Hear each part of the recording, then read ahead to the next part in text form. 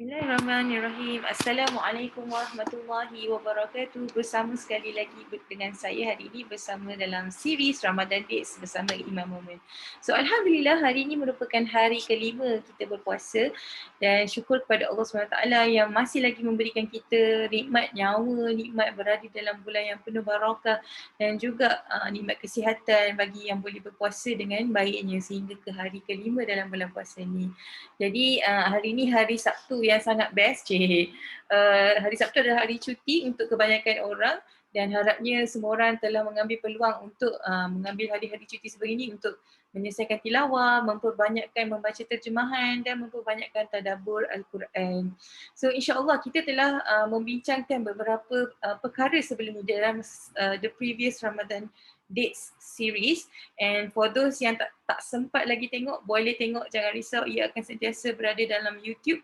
So tune in into Nabila Hassan YouTube channel and boleh catch up on the previous Ramadan series. So hari ini kita akan bercakap tentang ada satu flow yang famous di dalam bulan puasa ni, di mana orang selalu kata kalau kita puasa untuk meraih takwa. So kalau kita puasa kita akan dapat takwa. Betul ke flow ni? So we will discuss further on this matter, and sebelum tu kita akan share dulu screen supaya semua orang boleh follow dengan mudah, insya-Allah. Okay, so soalan kita hari ni, betul ke kalau puasa kita akan dapat takwa? Is this the right equation kan? Adakah bila kita menahan thus this equals to this? Meaning to say, if kita puasa, if kita sahur, if kita tak makan, kita tak minum, maka kita akan mendapat takwa. Betul ke?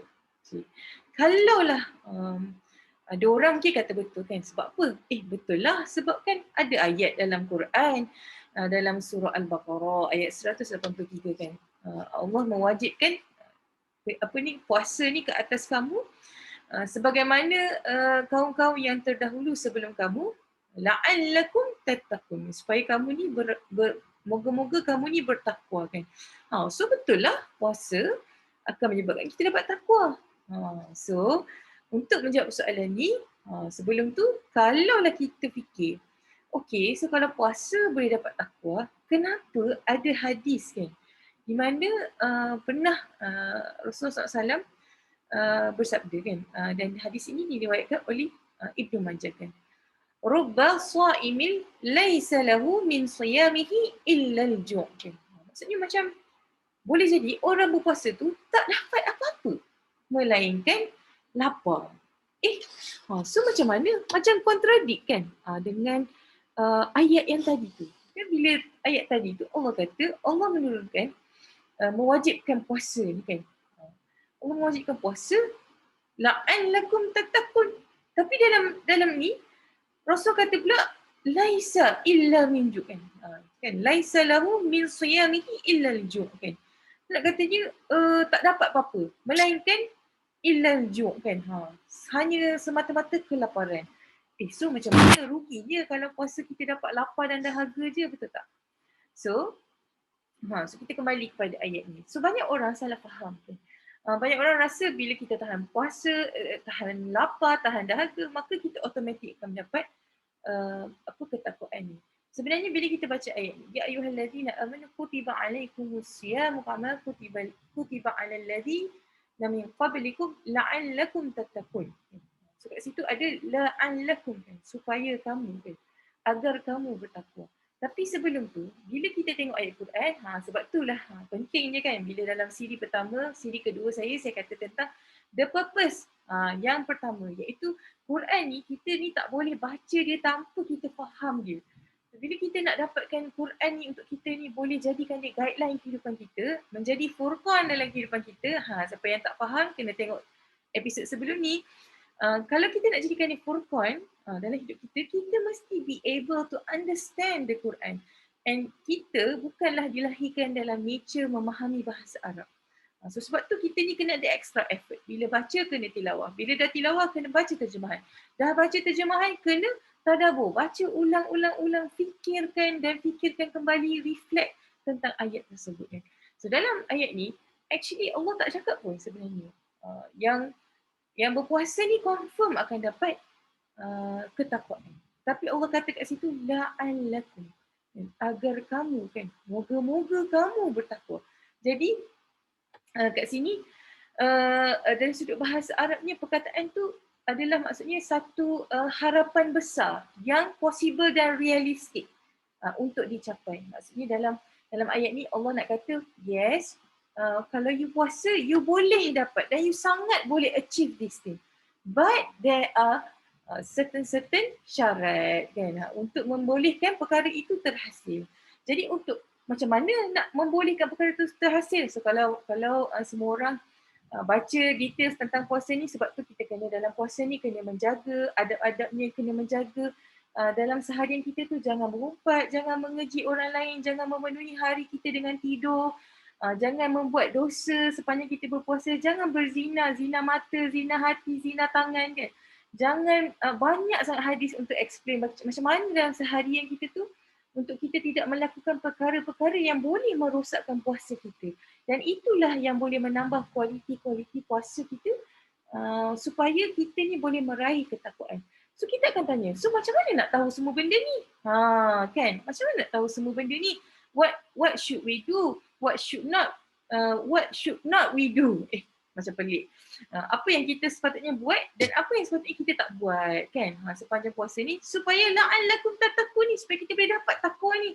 So the answer datang semula daripada ayat yang sebelum ni saya dah terangkan, iaitu dalam ayat 185 sendiri bila Allah SWT berfirman syahrul ramadan allazi unzila fihi al-Quran.